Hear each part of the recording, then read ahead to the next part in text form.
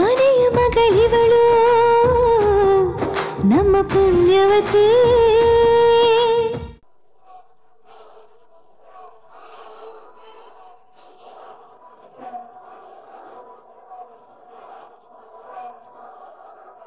ಎಲ್ಲ ಇಷ್ಟೊಂದು ಜನ ಸೇರ್ಬಿಟ್ಟವ್ರೆ. ಬಾ ನೋಡುವ ಏನು ಅಂತ.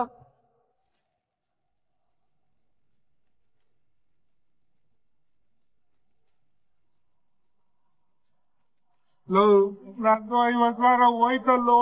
ನಂದು 80,000 ಉಂಟೈತಲ್ಲೋ. ಏನ್ ಮಾಡೋದೀಗ?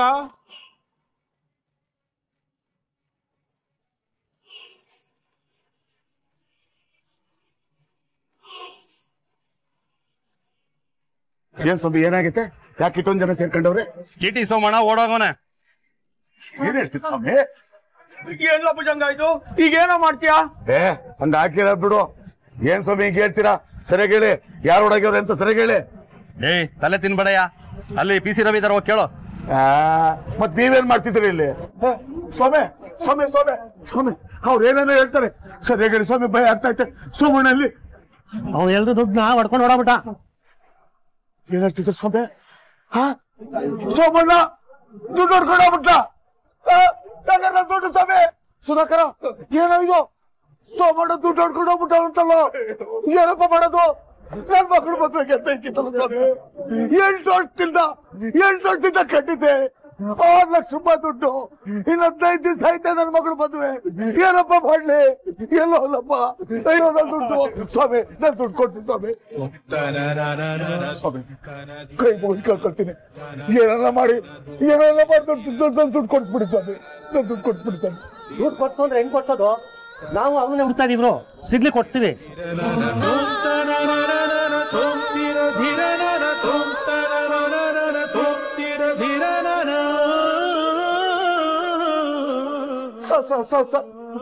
ನಾನ್ ದುಡ್ಡು ಕೊಡ್ಸಿ ಸರ್, ನಾನ್ ದುಡ್ಡು ಕೊಡ್ಸಿ ಸರ್. ಇನ್ನು 15 ದಿವಸನೂ ಇಲ್ಲ ಸರ್ ನನ್ನ ಮಗಳ ಮದ್ವೆ. 8 ವರ್ಷದಿಂದ ದುಡ್ಡು ಕಟ್ಟಿದ್ದೀನಿ ಸರ್. ಈ ದುಡ್ಡೇ ನಂಬ್ಕೊಂಡ್ಬಿಟ್ಟಿದ್ದೀನಿ ಸರ್. ದುಡ್ಡು ಕೊಡ್ಸಿ ಸರ್, ದುಡ್ಡು ಕೊಡ್ಸಿ ಸರ್, ದುಡ್ಡು ಕೊಡ್ಸಿ ಸರ್. ರೀ ಪಿಸಿ, ಎಲ್ರ ಹತ್ರನು ಎಷ್ಟೆಷ್ಟು ಹಣ ಬರ್ಬೇಕು ಬರ್ಸ್ಕೊಳ್ಳಿ. ಹಾಗೆ ಈ ಆಫೀಸ್ನ ಸೀಜ್ ಮಾಡ್ಕೊಂಡು ಬನ್ನಿ. ಸರ್ ಸರ್ ಸರ್ ಸರ್ ನಂಗೆ ದುಡ್ಡು ಬೇಕು ಸರ್. ಏನೋ ಮಾಡ್ಕೊಡ್ತೀನಿ ಸರ್. ಇದನ್ನೇ ನಂಬ್ಕೊಂಡಿದ್ದೀನಿ ಸರ್. ನೀವು ಏನು ಮಾತಾಡ್ತೀನಿ ಹಿಂಗೆ ಹೋಗ್ಬಿಟ್ರೆ ಹೆಂಗೆ ಸರ್? ಏನೋ ನಾನ್ ನಿನಗೆ ದುಡ್ಡು ಕೊಡ್ಬೇಕೇನಯ್ಯ? ನೋಡೋ, ನೀನ್ ಒಬ್ನೇ ಅಲ್ಲ, ನಿನ್ನಾಗೆ ತುಂಬಾ ಜನಕ್ಕೆ ಮೋಸ ಆಗಿದೆ. ನಾವು ಸೋಮಣ್ಣನೇ ಹುಡುಕ್ತಾ ಇದೀವಿ. ನೀನ್ ಎಷ್ಟು ದುಡ್ಡು ಬರ್ಬೇಕು ಅಂತ ಅಲ್ಲಿ ಹೋಗಿ ಬರ್ಸು. ಆದ್ರೆ ದುಡ್ಡು ವಾಪಸ್ ಸಿಗುತ್ತೋ ಅನ್ನೋ ಗ್ಯಾರಂಟಿ ಮಾತ್ರ ನಾವು ಕೊಡಲ್ಲ. Sir sir sir sir sir sir sir sir sir sir ನೀವೇ ಹೆಂಗೆ ಹೇಳಿದ್ರೆ ಹೆಂಗೆ ಸರ್? ನನ್ನ ಮಗಳು ಭವಿಷ್ಯದ ಪಟ್ಟೆ ಸರ್.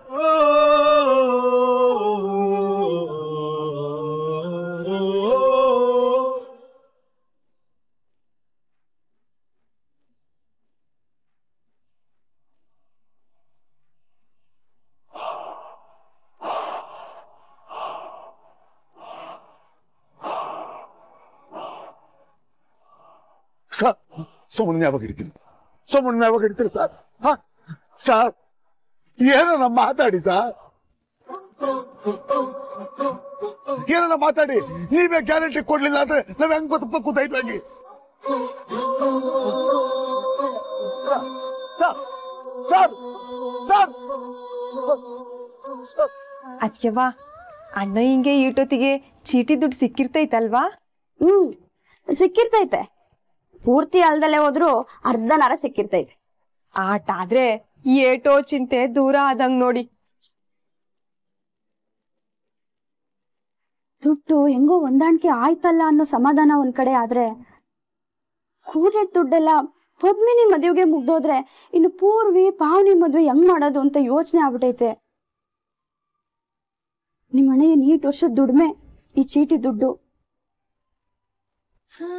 ಮೊದಲನೇ ಮಗಳ ಮದ್ವೆಗೆ ಎಲ್ಲ ಮುಗಿಸ್ಕೊಂಡ್ಬಿಟ್ರೆ ಇನ್ನು ಪೂರ್ವಿ ಪಾವನಿ ಮದ್ವೆ ಅನ್ನೋ ಹೊತ್ತಿಗೆ ಯಾರನ್ನ ಕೇಳೋದು?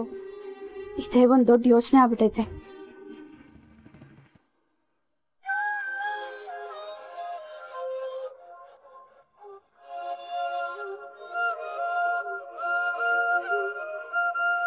ಅಂದ್ರೆ ಅಪ್ಪಯ್ಯ ಇಷ್ಟು ವರ್ಷಗಳಿಂದ ಚೀಟಿ ಕಟ್ಟಿದ ಹಣ ಎಲ್ಲ ಹೊಂಟೋಯ್ತಾ?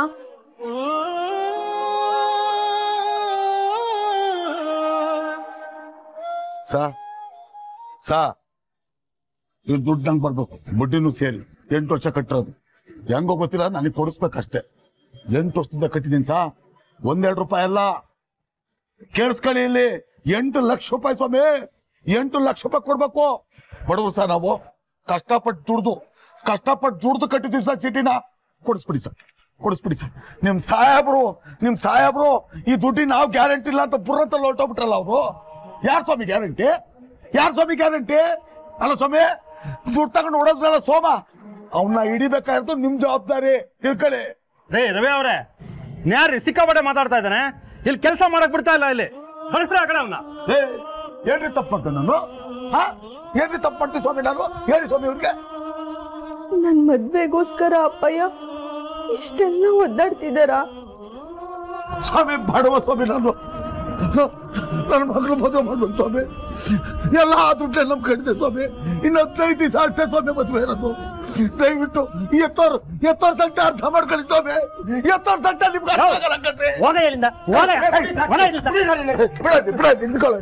ಯಾಕ್ರಿ ಹೋಗ್ಬೇಕು? ಏನ್ರಿ ಹಿಂಗ್ ಮಾಡ್ತೀರಿ ಜಬರ್ದಸ್ತು? ಅನ್ಯಾಯಕ್ಕೆ ಒಳಗಾಗಿರೋರಿ ನಾವು, ನಮ್ಮ ಮೇಲೆ ಜಬರ್ದಸ್ತ್ ಮಾಡ್ತೀರೇನ್ರಿ? ರೇ, ನಿಮ್ ಶಕ್ತಿ ಜಬರ್ದಸ್ತು ಎಲ್ಲಾನು ಒಳಗೇನಲ್ಲ. ಅವ್ನು ಹಿಡ್ಕೊಂಡ್ರೆ ತೋರ್ಸ್ರಿ, ನಮ್ಮ ಹತ್ರ ನೆಂಟು ಮಾತಾಡ್ತೀವಿ.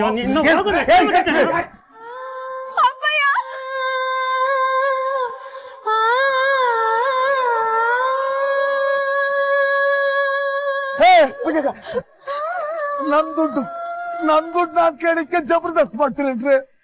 ಆಚೆ ತಳ್ತೀರೇನ್ರಿ? ನೋಡಿ, ನನ್ನನ್ನ ಹಿಂಗ್ ತಳ್ಳಿ ಬಡ್ದು ಸುಮ್ನಿರ್ಸಕ್ ಹಾಕಿಲ್ಲ ನೋಡಿ. ನನ್ ದುಡ್ಡು ನಾನು ಸಿಗೋವರೆಗೂ ನಿಮ್ಮನ್ನ ಹಿಂಗ್ ಕೇಳ್ತಾನೆ ಇರ್ತೀನಿ, ಪ್ರಶ್ನೆ ಮಾಡ್ತಾನೆ ಇರ್ತೀನಿ. ಪದ್ಮಿನಿ, ನೀನೇ ಹಾಕವ್ವ ಇಲ್ಲಿ ಬರಕ್ ಹೋದೆ. ನೀಲೆಲ್ಲ ಬರ್ಬಾರ್ದು, ನಡಿಯವ್ವ. ನಾನು ಕರ್ಕೊಂಡ್ ಬರ್ತೀನಿ, ನೀನು ಹೋಗವ್ವ.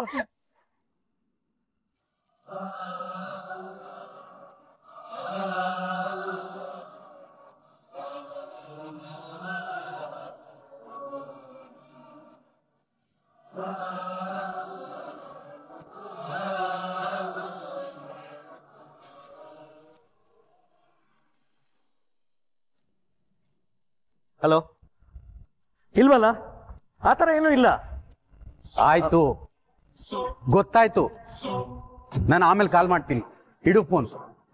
ಸರ್, ನಾವು ಇವಾಗ ಮಾತಾಡೋದಕ್ಕೆ ಆಗೋದಿಲ್ಲ. Please try to understand sir. ಅಲ್ಲ, ಈ ರಾಮ್ ಗೋಪಾಲ್ ಯಾಕೆ ಈ ತರ ಮಾಡ್ಬಿಟ್ಟ?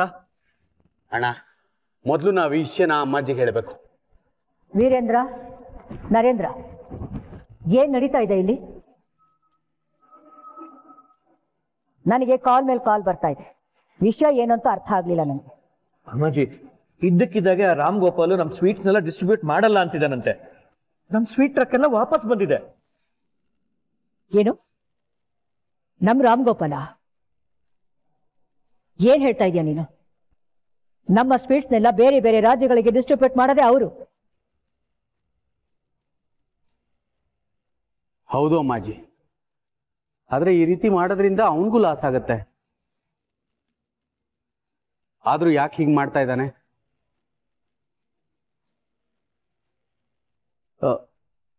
ಮೋಸ್ಟ್ಲಿ ಬೇರೆ ಸ್ವೀಟ್ ಕಂಪ್ನಿ ಜೊತೆ ಟೈಅಪ್ ಆಗೋ ಪ್ಲಾನ್ ಏನಾದರೂ ಇರ್ಬೋದು. ಆ ಥರ 1-2 ಕಡೆಯಿಂದ ನ್ಯೂಸ್ ಬಂತು. ನಾನು ಈಗಲೇ ಕಾಲ್ ಮಾಡ್ತೀನಿ.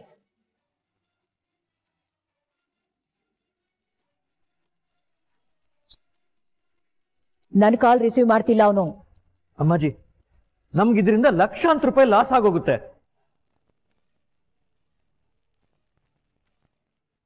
ಕರ್ನಾಟಕದಲ್ಲಿ ನಮ್ದು ಬೇಕಾದಷ್ಟು ಬ್ರಾಂಚ್ಗಳಿದ್ರು ಅವನ್ ಡಿಸ್ಟ್ರಿಬ್ಯೂಷನ್ ಇಂದ ನಮಗೆ ಬರ್ತಾ ಇರೋ ಲಾಭನೇ ಹೆಚ್ಚಾಗಿದೆ.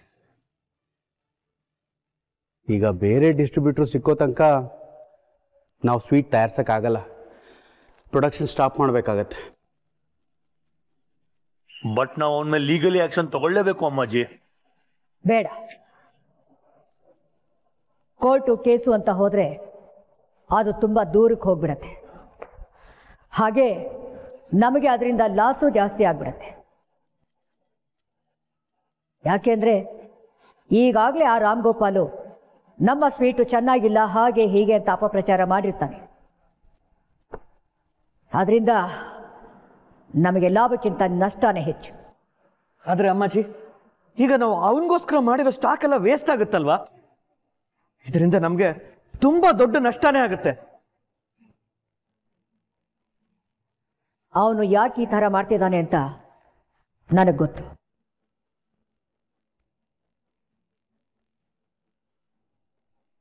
ಯಾಕಮ್ಮಾಜಿ? ನಮ್ಮಿಂದ ಅವನಿಂದ ನಮಗೆ ಲಾಭ ಆಗ್ತಿತ್ತಲ್ವಾ? ಆದ್ರೂ ಯಾಕೆ ಹೀಗೆ ಮಾಡ್ದ? ಅಂಥದ್ದೇನು ಕಾರಣ? ಪದ್ಮಿನಿ,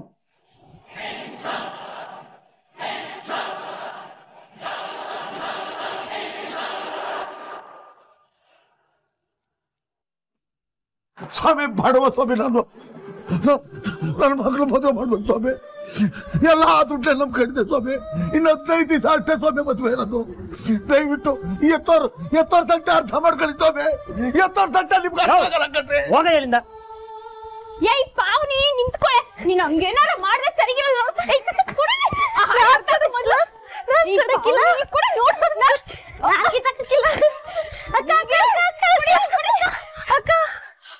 ಅಕ್ಕ, ನೀನ್ ಸರಿಯಾದ ಟೈಮ್ ಬಂದೆ ನೋಡು. ನೋಡಕ್ಕ, ಈ ಪಾವನಿನ ನೋಟ್ಬುಕ್ ನಾಗೆ ನಂದು ಆ ಕೋತಿ ನವೀನನ್ ಹೆಸರನ್ನ ನವೀನ ಲವ್ಸ್ ಪೂರ್ವಿ ಅಂತ ಬರ್ದು ಪರ್ಸೆಂಟೇಜ್ ನೋಡ್ತಾಳಂತೆ. ಮೊದ್ಲು ಅದನ್ನ ಅರ್ಥ ಕೇಳಕ್ಕ. ಅಕ್ಕ, ಇದನ್ನ ನೋಡಿದ್ರೆ ಏನಾಯ್ತದೆ? ಏಯ್, ನೀನು ಚಿಕ್ಕವಳು ಕಣೆ, ಹಂಗೆಲ್ಲ ಆಡಂಗಿಲ್ಲ. ಕೊಡಿಲಿ. ಪಾವನಿ, ನೀನ್ ಮಾತ್ರ ಅಕ್ಕ ಬಾವನ ಹೆಸರು ಬರ್ದು ಆಡ್ಬೋದಾ? ಅಕ್ಕ, ಏನ್ ಗೊತ್ತಾ, ನಂದನ್ ಲವ್ಸ್ ಪದ್ಮಿನಿ ಅಂತ ಬರ್ದು ಪರ್ಸೆಂಟೇಜ್ ನೋಡ್ದೆ. ಎಷ್ಟ್ ಪರ್ಸೆಂಟ್ ಅಂತ ಕೇಳಕ್ಕಿಲ್ವಾ?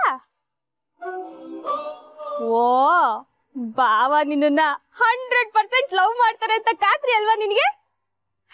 ಭಾವ ನಿನ್ನ 70% ಪ್ರೀತಿಸ್ತಾರೆ ಅಂತ ಇದ್ರಲ್ಲಿ ಬಂತು. ನೀನೇನ್ ಯೋಚನೆ ಮಾಡ್ಬೇಡ, 3 ಗಂಟು ಬೀಳ್ತಿದ್ದಂಗೆ ಬಾಕಿ 30% ಲವ್ ಸೇರ್ಕೊಳ್ತೈತೆ.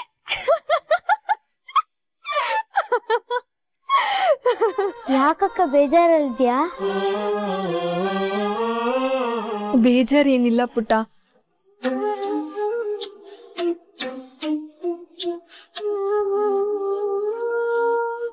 ಯಾಕಕ್ಕ, ಮದ್ವೆ ಆಗಿ ನಮ್ಮನ್ನೆಲ್ಲ ಬಿಟ್ಟು ಹೋಗ್ಬೇಕಲ್ಲ ಅಂತ ನೋವು ಆಗ್ತೈತಾ? ಎಷ್ಟ್ ದೂರ ಹೋಗ್ತೀಯಾ? ನೀನ್ ಎಲ್ಲೇ ಹೋದ್ರು ನಿನ್ ಮನ್ಸು ಇಲ್ಲೇ ಇರ್ತೈತಲ್ವಾ? ಆಮೇಲೆ ಗಂಡ ಬಂದಿದ ತಕ್ಷಣ ತಂಗಿರ್ನ ಮರೆಯಕ್ಕಿಲ್ಲ ತಾನೆ?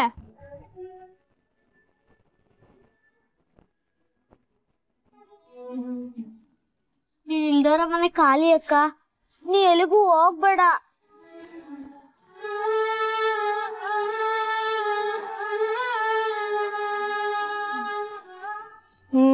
ನಿನ್ನ ಬಿಟ್ಟಿರೋದು ಕಷ್ಟನೇಯ, ಆದ್ರೆ ನೀನ್ ಒಳ್ಳೆ ಮನೆ ಸೇರ್ತಿದ್ಯೋ ಅನ್ನೋ ಖುಷಿನೇ ಜಾಸ್ತಿ. ಬೇಕಿದ್ರೆ ಅಪ್ಪ ಏನೇ ನೋಡು, ಸಿಡಿ ಸಿಡಿ ಅಂತಿರೋರು ಈಗ ಏಟೊಂದು ಖುಷಿಯಾಗಿದ್ದಾರೆ. ನಿನ್ ಮದ್ವೆ ಅಪ್ಪ ಏನ್ ಕನ್ಸು ಅಕ್ಕ? ಕನ್ಸು ಅಂತಾನೆ ಅನ್ಕೊಂಡಿದ್ದೆ, ಆದ್ರೆ ಕೆಂಡದ ಹಾದಿ ಅಂತ ಇವತ್ ಗೊತ್ತಾಯ್ತು.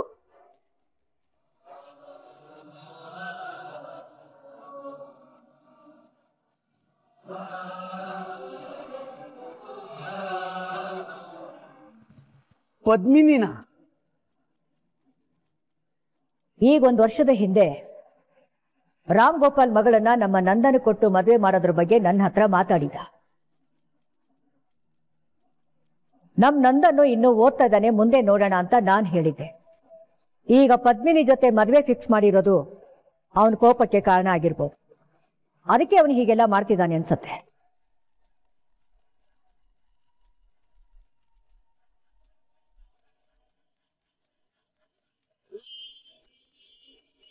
ಆಗಿರೋ ನಷ್ಟಕ್ಕೆ ನಾನು ಹೆದರಿ ಪದ್ಮಿನಿ ಮದುವೆನ ಕ್ಯಾನ್ಸಲ್ ಮಾಡಿ ಅವನ ಮಗಳ ಜೊತೆ ಮದುವೆ ಫಿಕ್ಸ್ ಮಾಡ್ತೀನಿ ಅಂತ ಅವನು ಅನ್ಕೊಂಡಿದ್ದಾನೆ.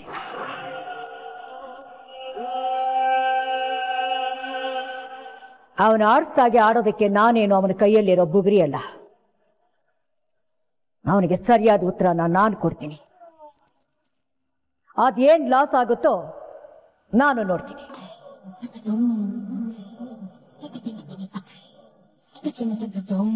ಆ ಪದ್ಮಿನಿ ಇನ್ನೂ ಈ ಮನೆ ಸೊಸೆಯಾಗಿ ಬಂದಿಲ್ಲ, ಅಷ್ಟ್ರಲ್ಲೇ ಎಂತ ದೊಡ್ಡ ಡೇಟ್ ಕೊಟ್ಬಿಟ್ಲು.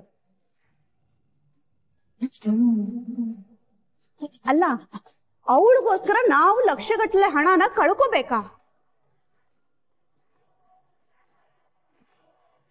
ಇನ್ನವಳ ಕಾಲ್ಗುಣದಿಂದ ಏನೇನಾಗತ್ತೋ ಏನೋ. ಮಿಡಲ್ ಕ್ಲಾಸ್ ಮನೆ ಸಂಬಂಧ ಬೆಳೆಸಿ ಮಿಡಲ್ ಕ್ಲಾಸ್ಗೆ ಬರ್ತಿದ್ದೀವಿ.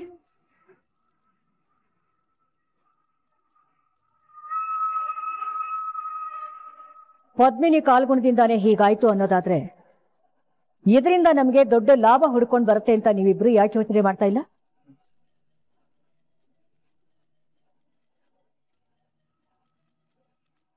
ಇಷ್ಟಕ್ಕೂ ವ್ಯವಹಾರ ಅಂದಮೇಲೆ ಲಾಭ ನಷ್ಟ ಇದ್ದೇ ಇರುತ್ತೆ. ಇದನ್ನ ಎದುರಿಸೋ ತಾಕತ್ತು ಜಾಣ್ಮೆ ಇಲ್ಲದೆ ನಾನು ಈ ಸ್ಥಾನಕ್ಕೆ ಬಂದಿಲ್ಲ. ಈ ವಿಷಯ ನಾನು ನೋಡ್ಕೋತೀನಿ ಅಂತ ಹೇಳ್ದೆ ಅಲ್ವಾ? ಇದ್ರ ಬಗ್ಗೆ ಇನ್ನೊಂದ್ಸರ್ತಿ ನೀವು ಮಾತಾಡೋ ಹಾಗಿಲ್ಲ. ಓಕೆ? ಅಲ್ಲ, ಇಷ್ಟೆಲ್ಲ ಲಾಸ್ ಆಗ್ತಾ ಇದ್ರು, ಅವಳಿಂದ ಏನೋ ದೊಡ್ಡ ಲಾಭ ಆಗುತ್ತೆ ಅನ್ನೋ ತರ ಮಾತಾಡ್ತಾ ಇದ್ರಲ್ಲ ಅಮ್ಮಾಜಿ. ಅಮ್ಮಾಜಿ ಹಾಗೆ ಅತ್ತೆ, ಪದ್ಮಿನಿ ವಿಷಯದಲ್ಲಿ ಏನೇ ನೆಗೆಟಿವಿಟಿ ಇದ್ರು ಅವಳ ಬಗ್ಗೆ ಪಾಸಿಟಿವ್ ಆಗೇ ಮಾತಾಡ್ತಾರೆ. ನೀವಿಬ್ರು ಈಗ ಮಾತು ನಿಲ್ಲಿಸ್ತೀರಾ?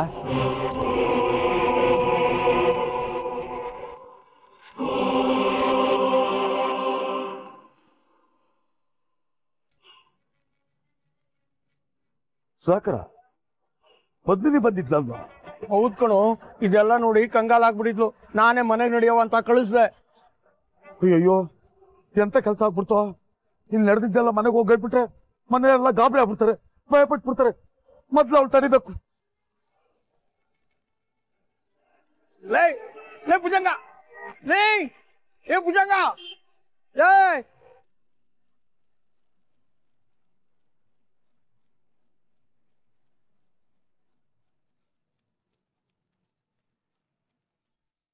ಅಪ್ಪಯ್ಯ, ಅಕ್ಕ, ಅವ್ವ, ಅಚ್ಚವ್ವ ಯಾಕೋ ಎಲ್ರು ಜೋರಾಗಿ ಅಳ್ತವ್ರೆ. ಅಯ್ಯೋ, ಹಂಗಿದ್ರೆ ಪದ್ಮಿನಿ ಎಲ್ಲ ಹೇಳೇ ಬಿಟ್ಲ?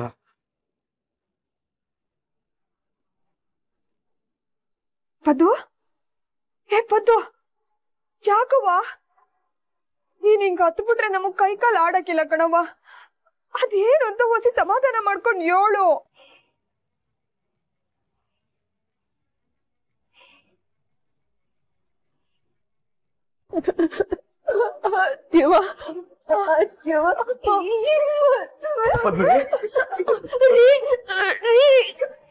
ನೋಡ್ರಿ ಪದ್ಮಿನಿಯ ಯೋನು ಹೇಳ್ದಳೆ ಗೊಳೋ ಅಂತ ಅಳ್ತಾಳೆ.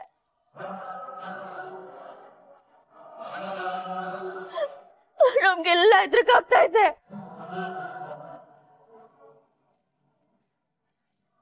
ಅವಳು ಯಾಕೆ ಕಡ್ತಾಳೆ ನಂಗೆ ಗೊತ್ತೈತ್ ಬಿಡು.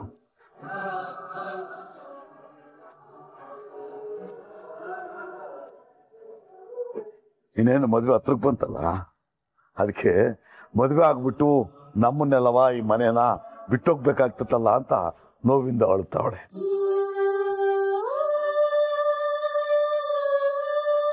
ಅಲ್ವಾ ಪತ್ನಿ?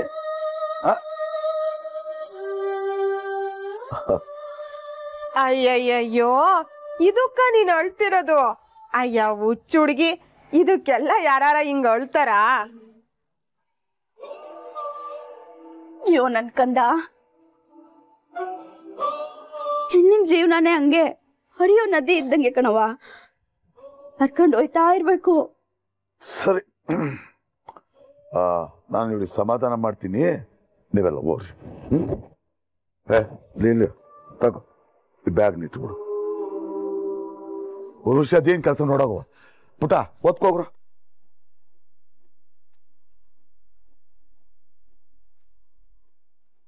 ನಿಮ್ಗೆ ಹೇಳಿದ್ ಕೇಳಿಸ್ತಿಲ್ಲ? ಹೋರಿ ಓದ್ಕ. ಹೋರು ಹೋರ ಹೋಗ್.